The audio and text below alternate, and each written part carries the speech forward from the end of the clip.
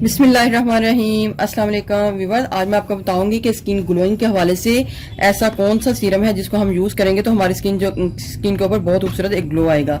तो skin glowing के हवाले से बहुत ज़बरदस्त एक नुस्खा बताने जा रही हूँ। आपने सबसे पहले एक लेनी है 1 टीस्पून एलोवेरा जेल और इसमें आपने ऐड करनी है शहद। और आपने शहद को बहुत ही थोड़ा ऐड करना है, इसके चंद कतरे ही आपने ऐड करने हैं, इतनी, ठीक है।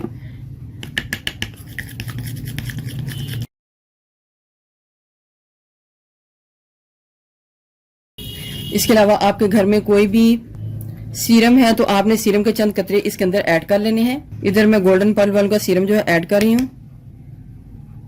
ये भी 1 टीस्पून हमारा बनेगा। अगर आपके पास कोई भी किसी किस्म का सीरम नहीं है तो आप इसकी जगह स्किन शाइनर को भी डाल सकते हैं और इसके अलावा आप ग्लिसरीन को भी ऐड कर सकते हैं, तभी हमारा बहुत ज़बरदस्त सा सीरम जो तैयार होगा। ये देखें।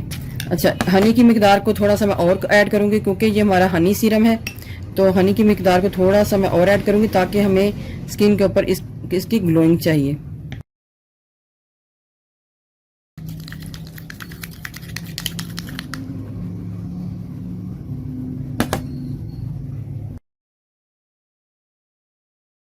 बहुत कमाल का ये सीरम है। आप इसको रनी फॉर्म में भी रख सकते हैं और ऐसे भी रख सकते हैं। 1 से 2 कतरा आपने अपनी स्किन के ऊपर लेना है और इसको हल्के हल्के हाथों से अपनी स्किन के अंदर अब्जॉर्ब कर देना है। याद रहे कि अगर आपके घर में कोई भी किसी किस्म का सीरम नहीं है तो आप इसकी जगह जो ग्लिसरीन है उसको भी ऐड कर सकते हैं, या फिर आपके पास अगर स्किन शाइनर है तो उसको भी ऐड कर सकते हैं। तो ये देखिए कितनी खूबसूरत हमारी ये कंसिस्टेंसी में ये सीरम तैयार हुआ। ये हनी सीरम हमने बनाया है।